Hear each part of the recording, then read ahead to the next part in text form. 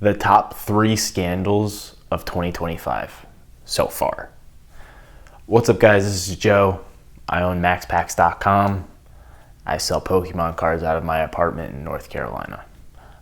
We got the top 3 scandals of 2025 in the Pokemon card world so far. I mean, everybody already forgot about all of these, so I don't know. It like stays in the YouTube news or algorithm or whatever you want to call it for about a week, maybe 2 weeks, and then nobody gives a damn, and everybody's just whatever. So number 1 started in January of 2025.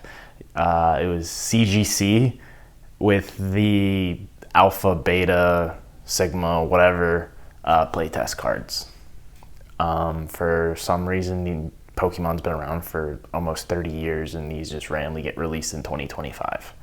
How does that make any sense? I don't know. How did none of them grade below like CGC 8? Also don't know. Cards 30 years old should not grade that well. So what's going on there?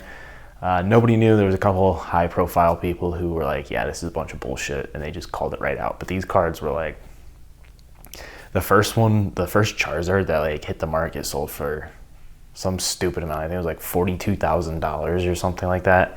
And then like 20 of them came out, and it started selling for like $500. CGC was the only grading company to touch these. Go figure. I still don't understand how they're not bankrupt or out of business because of this. But basically, how this like came about was some like printer dude. I don't know. I think he was on Reddit or something. He like leaked it on Reddit or something. I guess he's like a printer dude. He found out by like comparing dots or something on the cardboard that it was printed in 2024, not like 1995. And again, somehow CGC didn't go bankrupt because of it. Number 2 happened March 2025. For some reason, it's every 2 to 3 months, maybe 4 months, that a big scandal comes out and everybody blows their lid and then forgets about it. So March 2025 is MJ Holdings selling on Walmart.com as GT Collectibles. They were also selling it on TikTok as Trading Trove, I think. So basically, MJ Holdings is a distributor to Walmart, and so they get product at wholesale cost. So the big thing people were freaking out about, I believe, were prismatic ETBs. They get ETBs at like $20, I think, somewhere probably around there, to then go sell at MSRP in big box. Well, I guess they're withholding product. I don't know what exactly they do, but I guess they were holding product or some sort, and then they're trying to sell it under their subsidiary GT Collectibles for 3 times MSRP. So $150 in ETB on Walmart.com. As far as I know, nothing really happened. This has been going on for a number of years, probably 2 or 3 years now, and people just kind of found out about it. I don't understand how they just found about it in March. I mean, I knew about it for a while. I've gotten Evolutions ETBs from, it was either Trading Trove or I can't remember which one, whether it was TikTok or Walmart, but I got Evolutions ETBs. I think they were some stupid marked up price, and I got Evolving Skies ETBs, and they were actually under market price, but they were over MSRP, and that's why I actually have Evolving Skies ETBs. So that was kind of a good move, but still, they should have been selling those at $40 instead of stepped up price. Kind of bullshit in my opinion. Basically, they were screwing the middleman, which I guess is Walmart or whatever, and just selling everything at a stepped up price. A lot of people just say they're scalping.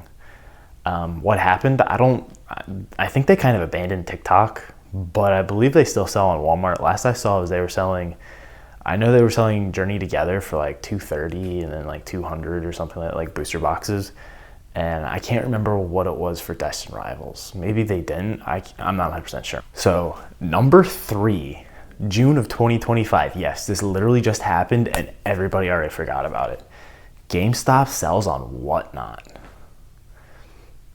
Again, all the big YouTubers that already touched on this. How did we already forget about it? It's like the third week of June. Don't know. GameStop, notorious for raising their prices already on Pokemon cards and everything, no longer selling at MSRP. I think they were selling Destin Rivals booster box for $200 in store. If you were lucky enough to get it, you're paying $200. Now, even if you have the the GameStop Pro membership or something like that, it was like $190. You're still paying your sales tax and everything, so it's still over $200. Granted, it was below market price. I think market was like $250, but they're getting stuff for wholesale. Like, I don't understand. They're a big box store. Whatever.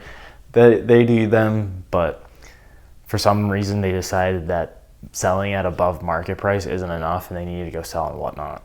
I don't understand the thought process behind that, but I think the whole, like, GameStop as a whole the last couple of years needs to be a case study, because they went from basically being bankrupt to a meme stock to being saved to pivoting away from video games to trying to be your big box LGS store, and it just doesn't make sense. And I'm very curious how GameStop tries to, like, manage when the market crashes and they have to sell at wholesale, because I have a feeling they're going to try to sell, $100 booster boxes for MSRP or higher, and they're just going to get stuck with it. And then all these stores are going to get stuck with it. Rudy's been talking about this quite a bit. So, not sure what the game plan is for GameStop with that.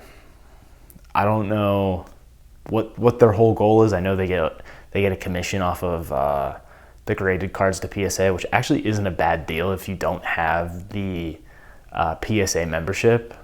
I was kind of like figuring out, talking to some other people who actually do sub through GameStop, and the membership is kind of expensive, but like GameStop kind of takes care of everything. They do the paperwork, and I think it's $18 a card for TCG.